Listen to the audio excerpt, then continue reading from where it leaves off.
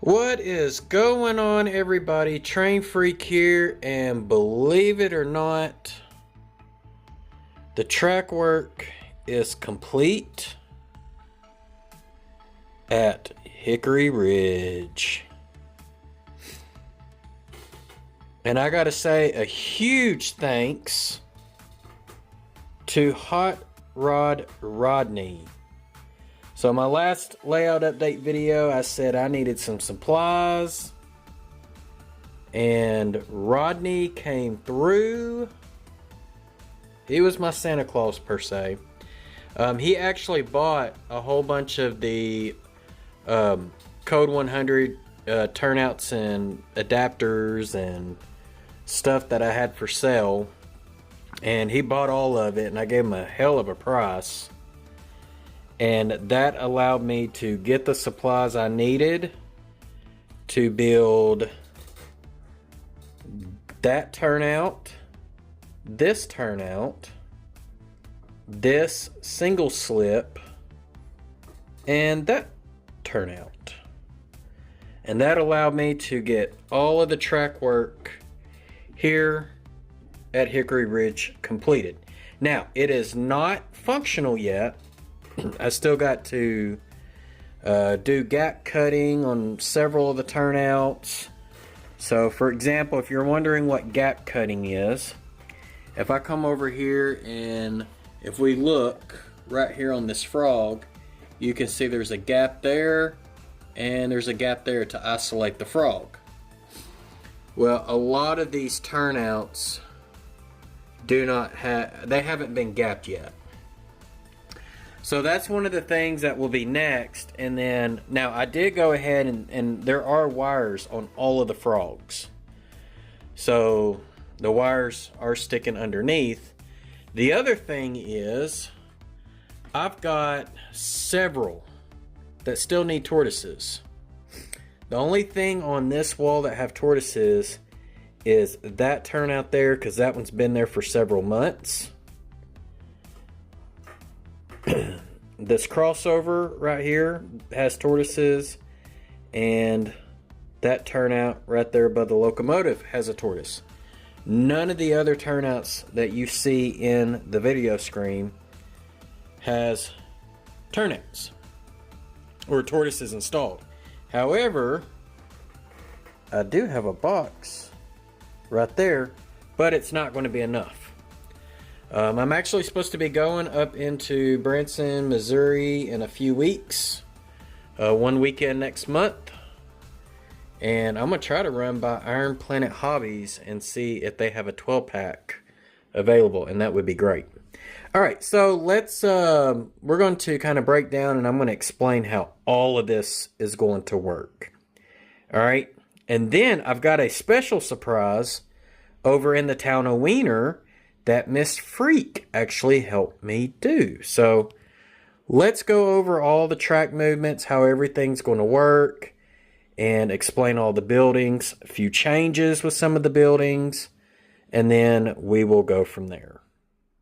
Alright, we're going to start over here. This is Wilson Foods, which is supplied by these Wilson and Company or Wilson Carline reefer cars. But this is Wilson Foods. Basically what this industry is, for those who don't know, is they take dressed meats, which go in here. So this is the receiving. Dressed meats are basically butchered meats that are hanging in the reefer cars, and then they can it. And so they'll ship them out with the same cars. So as you can see, there are 3 tracks. This track back here is going to be a cleaning track. So when these cars come out of the receiving track, they have to be moved to cleaning for so many minutes to simulate that they'll be clean. This is the kit that I'm going to be using for the cleaning building, and I will end up kit bashing it. The tank, that is actually one of the tanks off of Passmore Gas Company, and what I will be doing with it is I'm actually going to cut a section out in the middle of it, chop it down, make it smaller, and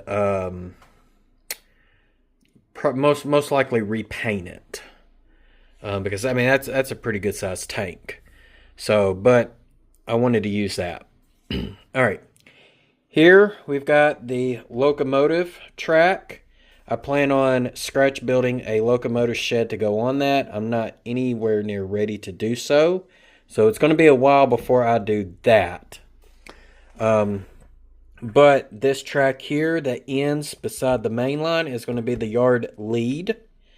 And the yard lead even includes this little piece here.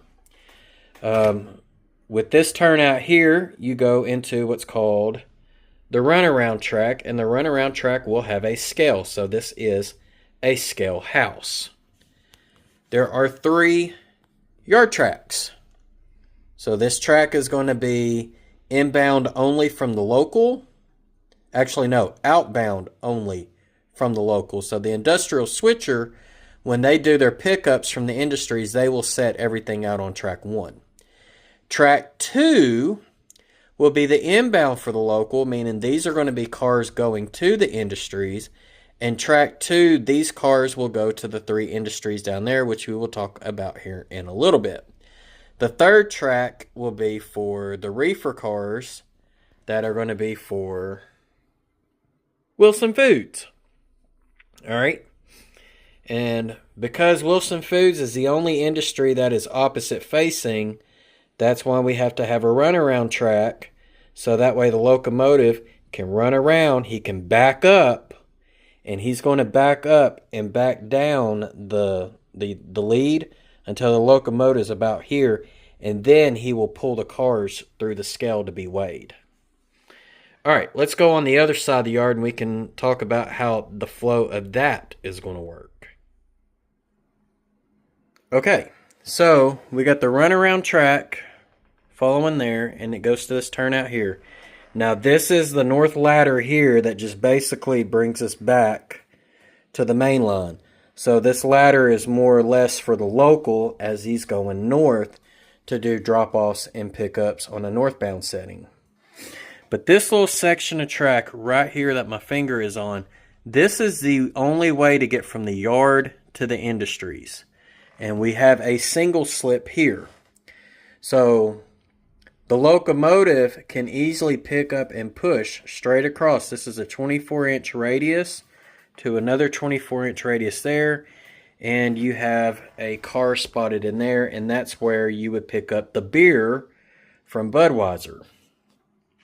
But you could also come down and shove a cut of cars this way because you have grain cars being dropped off here for Budweiser, and then Passmore Gas, which I'll get to in a little bit with a little bit of changes there, but you got a tank car there. Also, if the locomotive shoves down this track here, this long track that goes to Passmore Gas also can act as a yard lead or a lead track as well, because then you can go straight across the slip and access Shackasset Furniture Company. And that's what gets you over to Wilson Foods. So, now you cannot go from this track here to this track here. It just will not allow you to do that, and I did that by design. So that's why there is a single slip here instead of a double slip like what's right there, right above the locomotive. All right, some changes to Passmore Gas. Now this is something else that I do, and I'm thinking in my head is, where am I going to put roads in? You know, access roads in to these industries.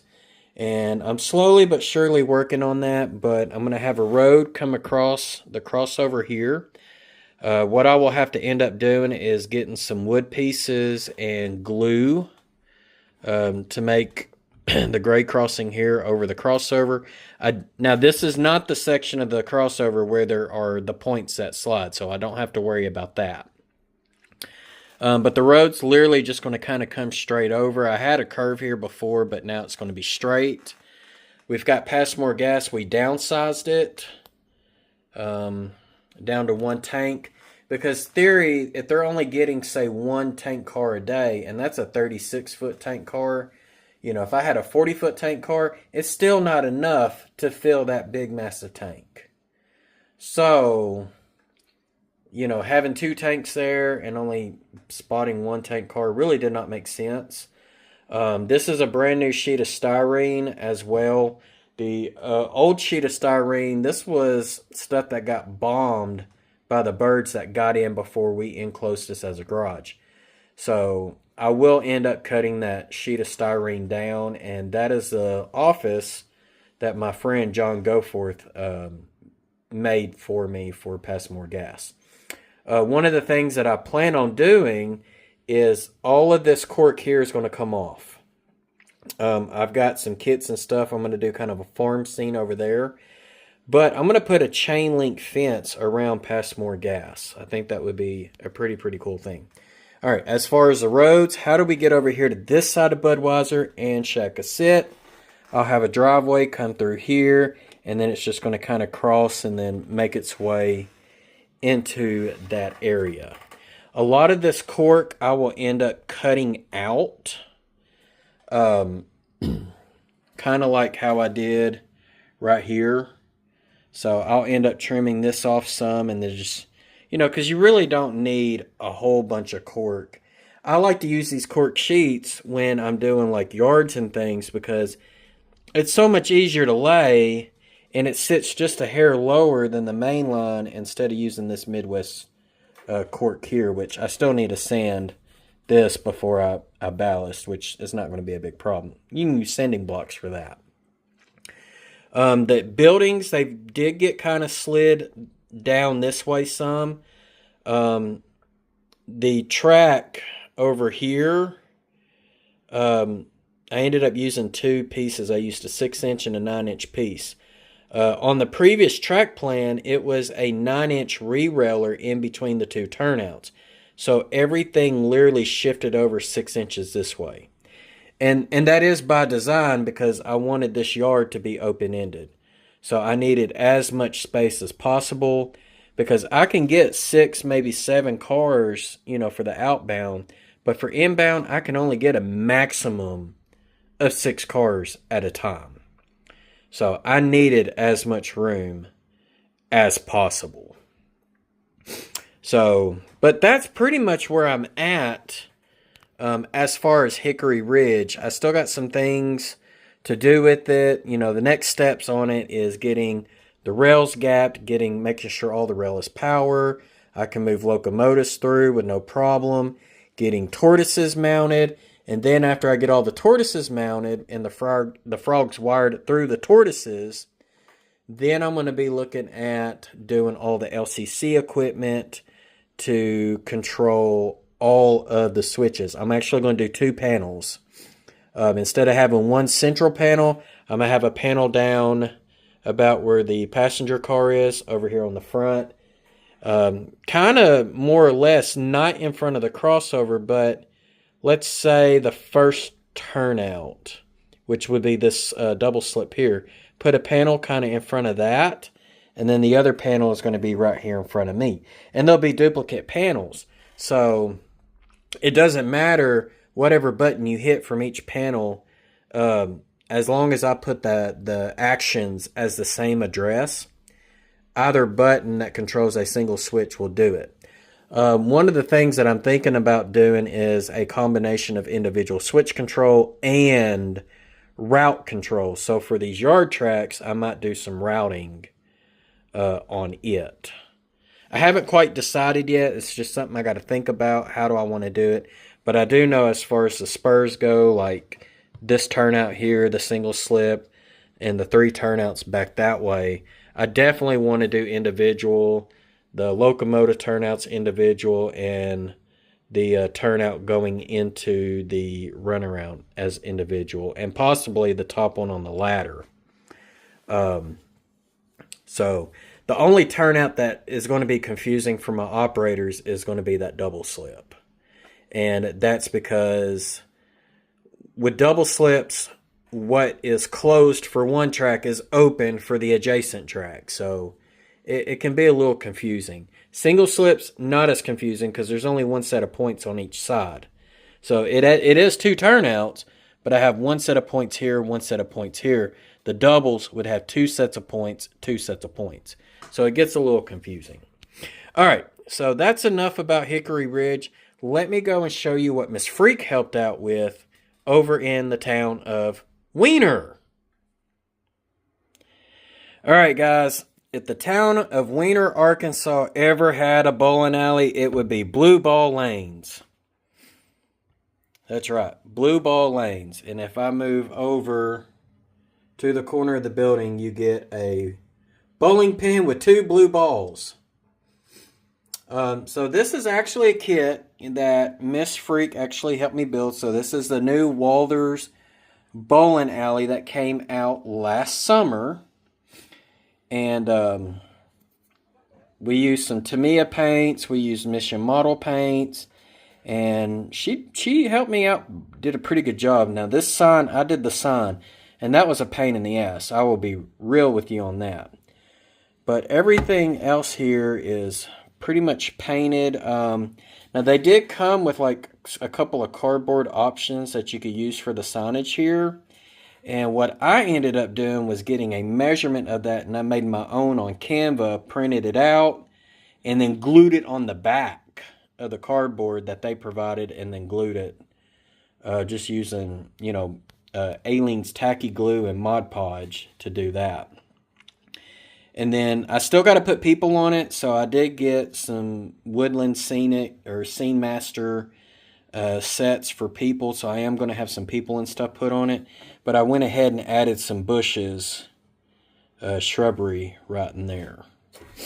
But as far as the sign goes, they do come with a lot of different options, and I wanted to open every day. They did have one for billiards, and I'm like, well, that's not going to make sense when I've got a billiards place right here. So even though my sign is broke off and I got to glue it back, but still, I'm not too worried about that.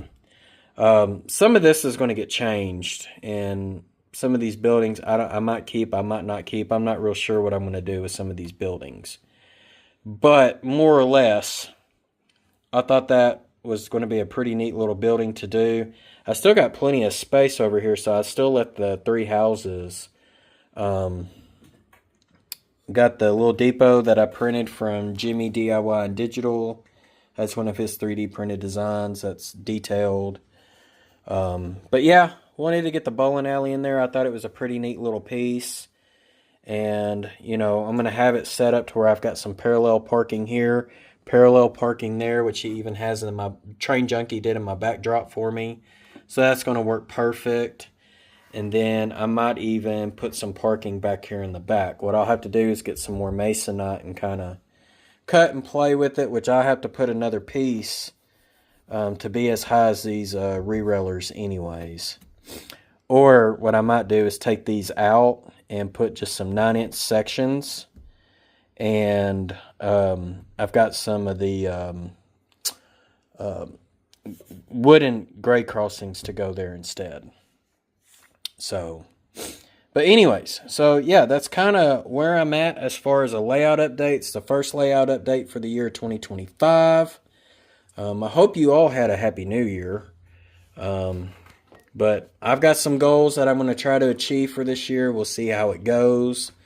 Still a lot of things to work on.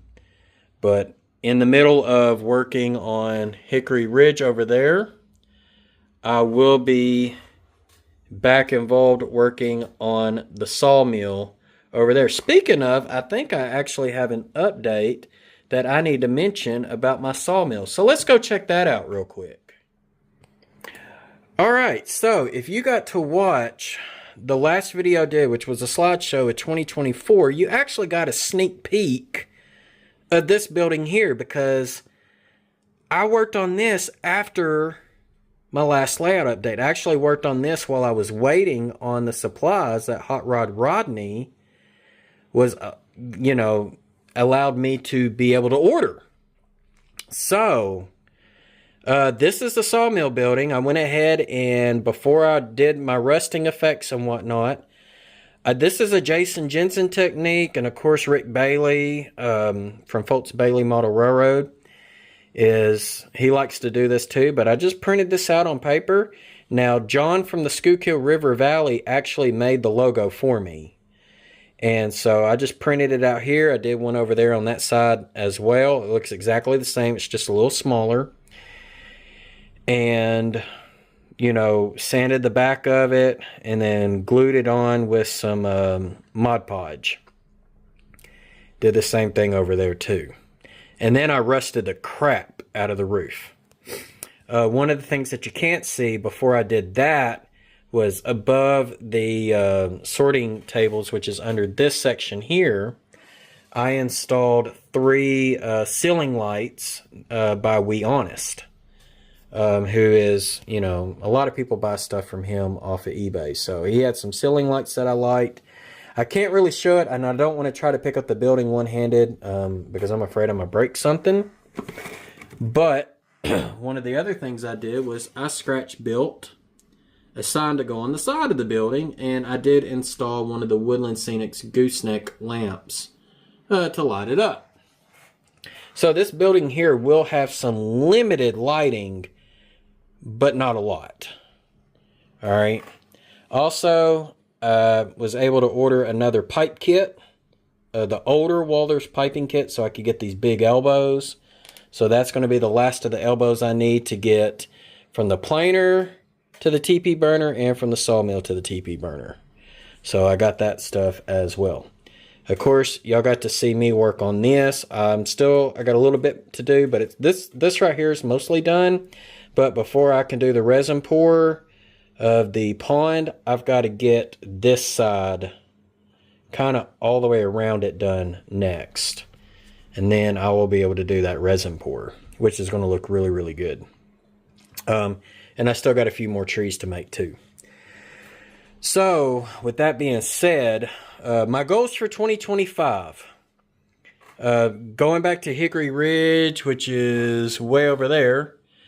Once I get it all fully functional, to where I can have someone come and watch a locomotive go through everything and it's all wired up and whatnot, and I get 50 feet of track ballasted, that would suffice the requirements for the NMRA civil AP. Then, so that's one certificate I'm working on. In May, I'm teaching at Merit Badge University, and as long as I have at least 6 students, that will give me all the time units I need to finish off that certificate, which is the NMRA's Association Volunteer. And then the last goal is from where that thing of flock is, actually where it kind of, you know, goes to a 45. If I go straight back and get this whole area done scenery-wise, have them come, judge it, grade it, whatever, that would be what I need to finish off the scenery AP. So my goal is 3 certificates this year because I'm already really close to a lot of them, but we'll see. Brinkley, I'm not even going to touch Brinkley until I definitely have all the trackage up and working at Hickory Ridge. And that includes all of the LCC electronics too. So other than that, that is where I'm at with the layout. And so one thing I want to tell you to be on the lookout for, and this is kind of a promotion to my channel members too, is I will be doing a contest. Giving away 2 locomotives. Maybe I can go to Iron Planet Hobbies and buy those locomotives. I will be doing Blackout Bingo, and everybody that enters the contest is going to have an opportunity to earn 5 chances. That's 5 entries. All right. Now, channel members that are the firemen and engineers, so that's $10 a month or more, you automatically already earned all 5 chances when the contest opens if you're still one of those members. So for those, if you don't want to try to earn your chances and you want free chances, it's something you might want to look into. Speaking of channel members, now this doesn't matter what level you're on, but as long as you're a channel member for 6 months, I've been doing special freight cars for people. Lynn McCurdy was the last one that got picked. So now Lynn gets to pick the next one. And he has picked Roy Eltham. So Roy, I will be reaching out to you on a freight card to pick, you know, to figure out what you would like special done for your layout. Now, you don't get to pick everything, but you can tell me what scale and I will try my best to do it. So, all right, guys, other than that, that's pretty much all my announcements. So I wish everyone a great start to 2025. Be safe out there. If you haven't subscribed, make sure you subscribe. Make sure you fill in the bell so that way you'll be notified when the contest comes open. And make sure that you smash that like button. That really helps me out a lot, guys. So other than that, y'all be safe out there. God bless and happy railroading.